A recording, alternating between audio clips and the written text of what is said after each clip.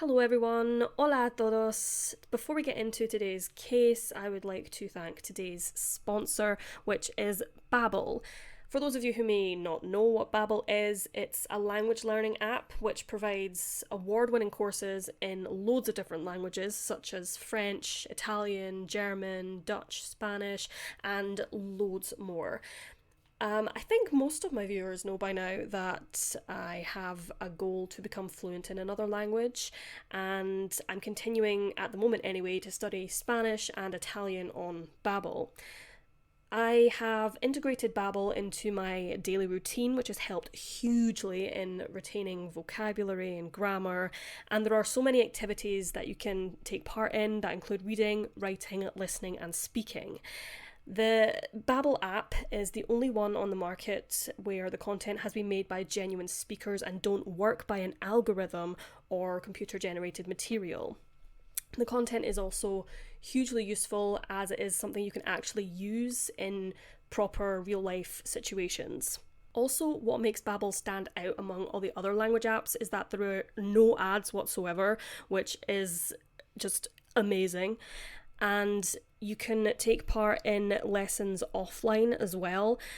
Doing just 15 minutes of Babbel a day will have you speaking a new language in just a few weeks and further your learning with Babbel's recent additions and upgrades to the app, such as short stories, culture clips, podcast, and Babbel Live. There are also games on it as well, which I personally really love to play, so I would highly recommend that you take the time to have a look at all of these brand new features because they are just amazing. So you can also add a subscription to Babbel Live, which are live classes, and you can have it as a standalone or you can subscribe to it as part of your Babbel subscription. Head to the link in the description to get 65% off Babbel, which is less than $5 a month to learn a language. Thank you once again to Babbel for sponsoring this video.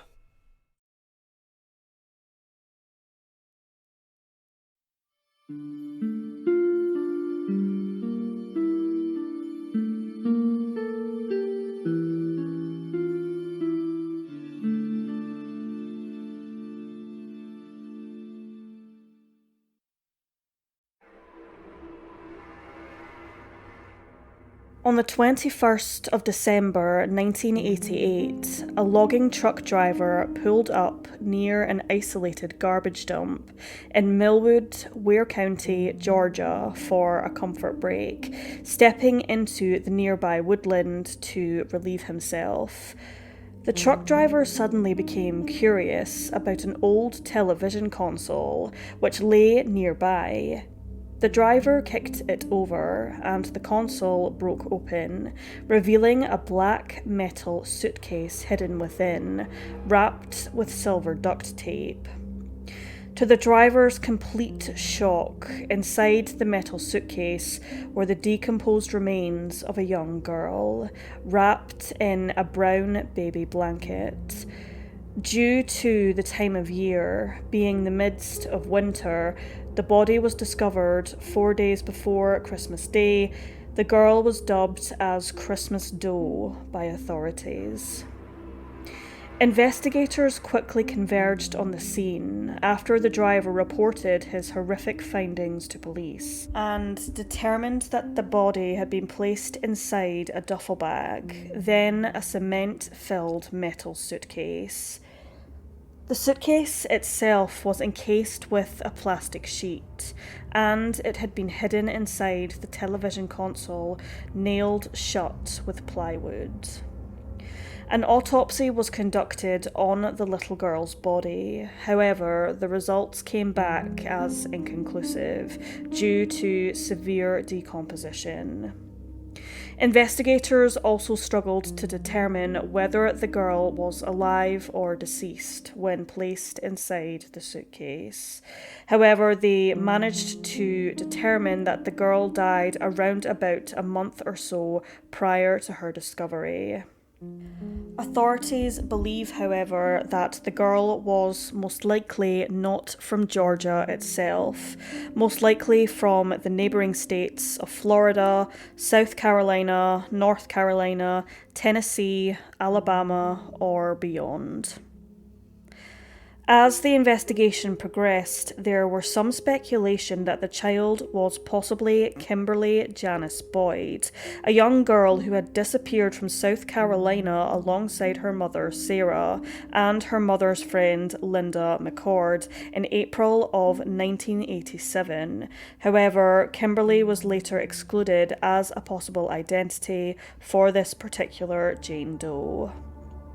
Later in the investigation in 2009, authorities discovered a potential link to Albany, New York, and with the help of a local television station, released a public television appeal in the hopes that someone with any information would come forward.